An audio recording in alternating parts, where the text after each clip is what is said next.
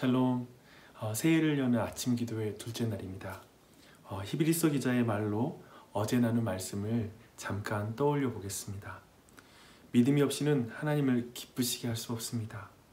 하나님께 나아가는 자는 반드시 하나님이 창조주이신 것과 그분이 심판주이신 것을 믿어야 합니다. 보이는 모든 것을 하나님이 창조하신 것을 믿지 않고는 2022년에 우리는 하나님을 기쁘시게 할 수가 없습니다. 또한 보이는 물질이 아니라 보이지 않는 하나님을 주인으로 섬기는 것을 세상이 비웃어도 그분이 결국 상 주실 분, 심판주이신 것을 믿지 않으면 2022년은 우리에게 열린 것이 아닙니다. 사도 바울은 이렇게 고백합니다. 우리가 주목하는 것은 보이는 것이 아니요 보이지 않는 것이니 보이는 것은 잠깐이요 보이지 않는 것은 영원함이니라. 저와 우리 교회가 2022년을 믿음으로 보게 해달라고 간구하는 이 아침이 되기를 바랍니다. 혼돈과 공허, 어둠과 같이 틀이 갖춰져 있지 않고 또한 비어있고 캄캄한 어떠한 인생길에 오직 하나님이 함께 하시는 것, 참으로 창조주와 그리고 심판주이신 하나님이 함께 하시는 것을 믿습니다. 그 은혜 우리 모두에게 넘치길 바랍니다. 제 개인적으로 1월이 이렇게 시작될 줄은 정말 생각도 하지 못했습니다. 모든 계획이 예상을 벗어나고 있습니다. 어제 다혜리가 양성 판정을 받았습니다. 그래서 아내가 있는 시설로 옮기게 되었는데요. 여러 가지로 노력은 했습니다. 하지만 통제할 수는 없었던 것 같습니다. 아마도 이런 어떤 이 코로나의 시대에 작은 바이러스 하나를 향해 온 세상이 느끼는 그런 무력감, 어떤 그 한계가 제 삶에도 그리고 여러분의 삶에도 있을 것이라고 생각합니다. 저는 이 상황에서 주님이 저와 우리 온 교회에게 하시는 말씀이 분명히 있다라고 믿습니다. 특별히 어제 다혜리가 확진되었다라는 그 문자를 받고 나서 이 말씀을 읊조렸습니다. 태초에 하나님이 천지를 창조하시니라. 태초에 하나님이 천지를 창조하시니라. 저의 인생에 나의 기대를 벗어나는 일, 그리고 내 계획과 생각을 벗어나는 일이 있을지 모르지만 창조주 하나님의 손을 벗어나는 일은 없다라는 것을 믿습니다. 그래서 오늘 함께 이 찬양의 가사가 우리에게 너무나 와닿는 것 같습니다. 내 아버지 그 품 안에서 내 영혼은 안전합니다. 주 손길로 내 삶을 안으시니 그 평강이 나를 덮습니다. 내 아버지 그 품 안에서 내 영혼은 안전합니다. 주 손길로 내 삶을 안으시니 그 평강이 나를 덮습니다. 나 비록 넘어지지만 그리고 흔들리지만 주 내 안에 거하시며 나를 붙드시니 내 생각을 주께로 돌리고 주시는 평강의 옷을 입습니다. 주 약속 안에서 내 영혼 평안해 내 뜻보다 크신 주님의 계획 나 신뢰해 두려움 다 내려놓고 주님만 의지해 주 안에서 내 영혼 평안합니다. 안전합니다. 이 가사가 우리의 마음에 너무나 와닿지 않습니까? 오늘 말씀도 이 찬양의 가사를 더 깊이 이해할 수 있는 그런 말씀입니다. 하나님은 하나님의 형상대로 사람을 지으시고 그들을 이끌어 이제 에덴 동산에 두십니다.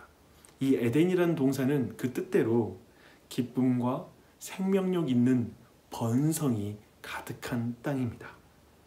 왜냐하면 에덴 동산은 하나님의 임재로, 생명의 근원이신 하나님의 임재로 가득한 곳이기 때문에 그렇습니다. 3장 8절을 보면 하나님이 그곳에 거니셨다라는 것을 우리는 알 수가 있습니다. 또한 오늘 말씀처럼 에덴 동산은 하나님이 아담에게 말씀하시는 그러한 장소였습니다. 이렇게 하나님과 교제 속에서 기쁨과 번성이 가득한 곳, 그것이 바로 에덴입니다. 그런데 하나님은 그 에덴 동산에서 아담이 할 일을 명령하고 계십니다. 경작하며 지키는 일입니다. 하나님이 이어서 한 가지 특별한 말씀을 하고 계십니다. 동산 각종 나무의 열매는 내가 임의로 먹되 선악을 알게 하는 나무의 열매는 먹지 말라. 내가 먹는 날에는 반드시 죽으리라. 우리가 생각할 때 이 명령은 기쁨과 번성이 가득한 에덴 동산에 좀 어울리지 않는 명령 아닙니까? 죽음도 등장하니까요. 그런데 이 부분이 오늘 묵상하기 원하는 아주 그 중요한 부분입니다. 사실 많은 사람이 이 명령을 못마땅하게 여깁니다. 자신의 약함과 악함을 알아가면서 하나님이 이때 선악과를 애초에 만들지 않았더라면 우리의 인류 가운데 이런 고통은 없을 텐데, 나의 삶에도 이런 연약함이 없을 텐데 라고 이렇게 생각합니다. 선악과를 만든 하나님이 모든 문제의 제공자라고 이렇게 말하는 사람들을 심심치 않게 만나게 됩니다. 어떤 이들은 이 명령이 자유를 제한하는 것처럼 보일 것입니다. 우리가 볼 때 모든 열매를 임의로 먹는 것은 자유이죠. 그쵸? 그리고 선악을 알게 하는 나무의 열매를 먹지 못하게 하시는 것은 자유를 제한하는 것처럼 보입니다. 그래서 선악과의 명령에서 인간의 자유를 제한하는 하나님을 느낀다라고 말하는 사람도 있을 것입니다. 그것을 먹는 날에 또한 반드시 죽는다라고 말하니까요. 왠지 하나님이 악한 분으로 느껴지지 않습니까? 그래서 우리는 이 부분에서, 이 명령 앞에서 우리는 더욱 질문하게 됩니다. 왜 하나님은 선악을 알게 하는 나무의 열매를 먹지 말라는 이 명령을 주셨는가? 또한 열매 하나 먹었다고 죽일 것까지 있나? 그렇다면 왜 하나님이 이렇게 일하시나? 라는 이런 생각이 드는 것입니다. 이 질문은 매우 당연한 질문이라고 생각합니다. 그리고 매우 중요한 질문입니다. 이 질문을 여러분이 잡고 들어가면 하나님과 에덴 동산, 그리고 사람이 누구인지 이해할 수 있습니다. 2022년에 우리가 어떻게 살아야 할지, 어떤 위치에서 또 어떻게 살아야 할지 그것을 알 수가 있습니다. 그래서 우리는 2022년을 제대로 열 수가 있습니다. 이 금지 명령에 대한 수많은 해석이 시도되었는데요. 저도 이 부분을 묵상하는 걸 굉장히 좋아했습니다. 성경을 보면서 이 부분으로 다시 돌아와서 문제가 풀린 경험도 있고요. 또한 어떤 성경을 깊이 깨달으면서 이 본문, 오늘 이 장면, 이 명령을 깊이 이해했던 순간도 있었습니다. 제가 이 금령에서 보는 핵심은 선긋기입니다. 우리는 어제 창세기 1장 1절에서 창조주와 피조물 사이에 구별하는 그 말씀이라는 걸 배웠습니다. 그 또한 선긋기입니다. 그래서 창세기에서 이 선긋기는 매우 중요합니다. 동일하게 이 금령, 곧 말씀은 명령하시는 하나님과 순종하는 사람을 선을 긋는 것이죠. 구분합니다. 선악을 알게 하는 나무를 볼 때마다 인간은 스스로가 주인이 아니라 하나님이 주인이라는 것을 알아야 하는 것이죠. 기억해야 됩니다. 그렇다면 에덴 동산이 어떤 곳인지가 분명해집니다. 에덴 동산은 자기가 주인이 되어서 자기 마음대로 사는, 그래서 자기 마음대로 살기 때문에 기뻐하는 곳이 아닙니다. 그렇죠? 하나님을 왕으로 모시고 그분의 말씀에 순종함으로 기쁨과 번영을 누리는 곳, 그곳이 바로 에덴입니다. 사람은 한마디로 말씀하시는 하나님이 진정한 생명나무라는 사실을 기억하고 그분께 순종함으로 붙어 있어야 생명이 유지될 수 있다는 걸 깨닫는 것, 그것이 바로 이 선악과가 가지고 있는 의미인 것입니다. 이렇게 금령을 관계로 규정하는 이 선긋기로 이해하면 열매 하나 따먹는다고 죽일 것까지는 없지 않나요? 라는 이 질문이 어리석은 질문이라는 사실을 깨닫게 됩니다. 금지한 열매를 맺는 것은 단순히 그냥 열매 하나를 먹는 것을 넘어서 관계를 깨뜨리는 것이라는 것을 알 수 있는 것입니다. 이후 뱀이 여자를 유혹하는 장면과 그것에 여자가 넘어가는 그 장면은 이것을 굉장히 잘 보여주고 있거든요. 그래서 뱀이 이렇게 말합니다. 뱀이 여자에게 이르되 너희가 결코 죽지 아니하리라. 너희가 그것을 먹는 날에는 너희 눈이 밝아져 하나님과 같이 되어 선악을 알 줄을 하나님이 아심이라. 여자가 그 나무를 본즉 먹음직도 하고 보암직도 하고 지혜롭게 할 만큼 탐스럽기도 한 나무인지라. 여자가 그 열매를 따먹고 자기와 함께 있는 남편에게도 주매 그도 먹은지라. 뱀과 여자가 행한 것이 무엇입니까? 하나님이 그은 선을 지워버리는 것입니다. 하나님이 그은 선을 넘어가는 것입니다. 뱀은 고작 나무 열매라는 물질이 여자를 신으로 만들어줄 것이라고 이렇게 유혹하고 있고요.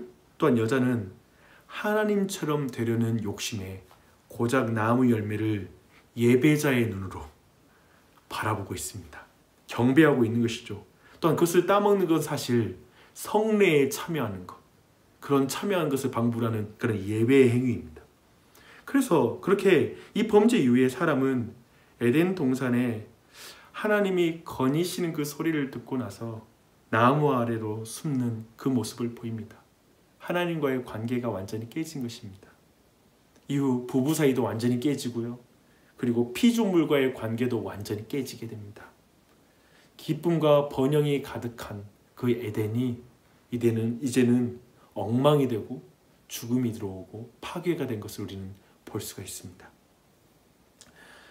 이제 이 모든 말씀의 내용을 좀 우리에게 적용함으로 오늘 이 말씀을 마무리하기 원합니다. 우리는 에덴 동산에서 쫓겨난 아담의 후손입니다.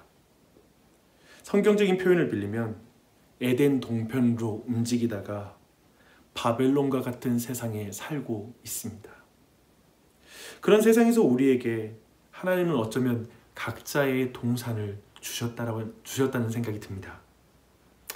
그러면서 그 동산은 가정일 수 있고요. 또한 교회에 있고 그리고 일터가 있습니다. 하나님은 우리를 이끄셔서 그곳에 심어 놓으셨죠. 2022년도에도 우리는 그곳에 서 있습니다. 그리고 그곳에서 우리에게 사명을 주셨습니다. 그 사명은 일하고 지키라는 사명입니다. 민수기 3장 8절에 보면 이 일하다와 지키다라는 이 동사가 사용된 직분자가 있는데요. 바로 제사장이 등장하고 있습니다. 근데 베드로 전서는 바로 이 내용을 가지고 와서 우리를 왕 같은 제사장이라고 말하고 있습니다. 우리는 지금 하나님이 우리를 이끌어 우리 각자에게 세운 그 동산에서 왕 같은 제사장으로 살아야 합니다.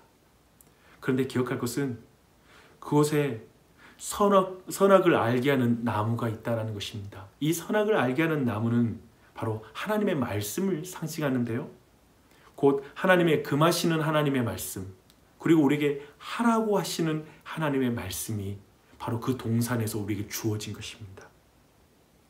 신자는 겸손히 말씀을 듣는 자로서 말씀에 순종함으로 일하고 지켜야 할 것입니다. 주 안에 사랑하는 여러분, 주님이 선 그 선을 지키십시오. 그 선을 넘어가거나 지우려고 하는 그 유혹에 빠지지 마십시오. 주님이 만든 그 울타리를 넘어가면 우리는 더욱 위험해집니다. 많은 사람들이 자신이 주인이 되어 살아가는 것을 자유라고 외치는 시대입니다. 그게 바로 바벨론이죠. 마음껏 욕심대로 욕망하고 그렇게 살아가는 것을, 그리고 그렇게 죄 짓는 자유로 신자들을 유혹합니다. 잘 보십시오. 야, 너희들은 왜 이렇게 답답하게 살아? 난 이렇게 마음껏 죄를 짓고 사는데 내 마음대로 살아, 내가 주인이 되어 살아 라고 말합니다. 아담과 하와의 죄성을 이어받은 우리는 늘 그런 유혹에 정말 넘어가기 일쑤입니다. 우린 거기에 굉장히 매력적으로 느껴져요. 늘 내가 주인이 되어 하나님처럼 사는 자유는 늘 매력적이기 때문에 그렇습니다. 그래서 유혹에 쉽게 넘어갑니다. 갈대처럼 흔들립니다. 때로는 육체의 욕심대로 폭주할 때도 있어요. 막 마음을 놓고 그냥 될 대로 되라지 하고 우리가 그냥 죄 가운데, 그냥 육체 가운데 우리의 모든 마음과 생각을 넘겨버릴 때도 있습니다. 그렇게 죄에 눈을 뜨면 어쩌면 세상을 사는 것이 새롭게 느껴질 수 있어요. 잠시 우리에게 어떤 일탈의 자유를 느끼게 만듭니다. 그런데 수치심과 공허함에 대한 눈도 함께 떠지지 않았습니까? 그렇게 평안하지가 않아요. 해도 채워지지 않는 갈증을 느낄 것입니다. 그러나 시편 기자는 여호와의 율법이, 하나님의 말씀이 우리를 옥죄는 것이 아니라 하나님의 그 말씀, 언약이 우리의 자유를 제한하는 것이 아니라고 말합니다. 양에게 울타리는 늑대로부터 자유를 지키는 것이지 자유를 축소하는 것이 아닙니다. 이 세상은 늑대가 있는 세상입니다. 우리는 양이죠. 약한 자들입니다. 그런 조건을 생각하지 않고 울타리를 없애달라고 말하는 건 도리어 어리석은 것이 됩니다. 하나님의 말씀이 없는 게 자유라고 말하는 것은 어리석은 것이죠. 그것은 성경의 말씀이 아닙니다. 시편 기자는 이렇게 말합니다. 여호와의 율법은 완전하여 영혼을 소생시키시며 여호와의 증거는 확실하여 우둔한 자를 지혜롭게 하며 여호와의 교훈은 정직하여 마음을 기쁘게 하고 여호와의 계명은 순결하여 눈을 밝게 하는도다. 주 안에 사랑하는 여러분, 2022년을 어떻게 열어야 할까요? 여전히 육체의 눈, 바벨의 눈, 내가 주인이 되어 바라보는 세상, 내가 하고 싶은 것을 마음껏 하고 싶은 그 자유를 갈망하고 있지 않습니까? 그런 마음으로 이 세상을 지금 여전히 보고 계시지 않습니까? 여러분, 나이가 들면 갈수록 여러분이 밝아지는 것은 무엇입니까? 무엇에 밝아지고 있어요, 눈이? 여러분의 마음의 눈은 무엇에 밝아지길 원하십니까? 사랑하는 여러분, 사탄은 계속해서 여러분이 죄를 짓게 하기 위해 노력하고 있습니다. 그래서 사탄은 여러분으로 죄를 향해 덜 공격적으로 만들 것입니다. 피 흘리며 싸우기까지 하는 그 삶을 싸우지 못하게 만들 것입니다. 여러분 또한 여러분을 사탄은 천국을 덜 매력적으로 만들며 또한 지옥을 덜 무섭게 만들 것입니다. 그리고 복음을 덜 긴급한 것으로 생각하며 나태한 신앙으로 우리를 이끌 것입니다. 그래서 결국 하나님께 눈이 어두워지게 만드는 것입니다. 이 세상의 자유라는 것은 우리의 눈을 더욱 어둡게 만들 것입니다. 그러나 하나님과 하나님의 말씀은 순결하여 여러분의 눈을 밝게 만들 것입니다. 말씀이 여러분의 눈을 밝게 만들지 이 세상의 물질이 여러분의 눈을 밝게 만들지 않습니다. 하나님이 여러분의 눈을 밝혀주시길 간절히 간구합니다. 이 아침에 그걸 간절히 간구했으면 좋겠어요. 그래서 진리 안에서 자유로움이 무엇인지를 알게 해 주시기를 간구합니다. 죄 짓는 자유가 아니라 하나님의 말씀을 따르는 자유가 우리 모두에게 충만히 임하기를 축원합니다. 또한 하나님의 약속이 도리어 바벨론과 같은 세상에서 양들을 지켜주는 울타리가 됨을 믿고 그리고 신뢰하기를 바랍니다. 그래서 왕같은 제사장으로서 진정 여러분의 눈을 밝혀 여러분의 동산에서 거니시는 그 하나님의 소리를 들었으면 좋겠어요. 가정에서, 그리고 직장에서, 그리고 이 교회에서 여러분에게 심긴 그 동산에서 하나님의 거니시는 소리를 듣고 나무 아래로 숨는 게 아니라 하나님과 그 교제하는 기쁨, 그 생명이 가득하여 번성하는 이 한 해가 되시기를 축원합니다. 타인의 수치를 드러내는 자가 아니라 가려주는 한 해가 되기를 또한 바랍니다. 선악과가 있는 에덴 동산,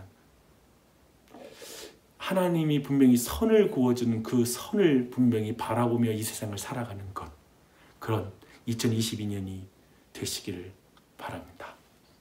이제 이 말씀의 내용을 함께 계속 기도를 이어갈 텐데요. 잠시 먼저 저와 함께 짧게 마침의 기도를 드리고 나서 통성 기도를 이어가겠습니다. 기도하겠습니다. 하나님 아버지, 우리에게 에덴 동산과 같은 주님 가정을 주시고 그리고 또한 직장을 주시고 교회를 허락하여 주셔서 감사합니다. 우리를 그곳에서 왕같은 제사장으로 불러주셔서 그곳에서 일하고 지키라고 말씀해 주시니 감사합니다. 주님, 그곳에서 우리가 주님의 말씀을 가진 자가 되기 원합니다. 선악과가 있다는 사실을 기억합니다. 주님이 하라는 말씀, 하지 말라는 그 분명한 말씀을 붙들기를 원합니다. 그래서 그곳에서 내가 주인이 아니라 종으로서, 왕 같은 제사장으로서 일하고 지키는 사명을 다할 수 있도록 은혜 베풀어 주시옵소서. 2022년에도 온 교회를 주의 성령으로 충만케 하사 성경을 지키며 그 안에서 자유하며 그 자유를 자신의 육체를 위해서 사용하지 않고 서로 종노릇하는 일에 사용함으로 하나님께 영광 돌리고 이웃 사랑하는 일에 사용하게 하여 주시옵소서. 주님, 세상 물정에 눈이 밝기보다 진정 하나님의 약속과 하나님의 뜻에 눈이 밝아지는 이 한 해가 되게 하여 주시옵소서. 그 큰 은혜를 간구하며 우리 계속된 기도 가운데 주님 역사하여 주시고 함께해 주시옵소서. 예수님의 이름 받들 기도합니다. 아멘.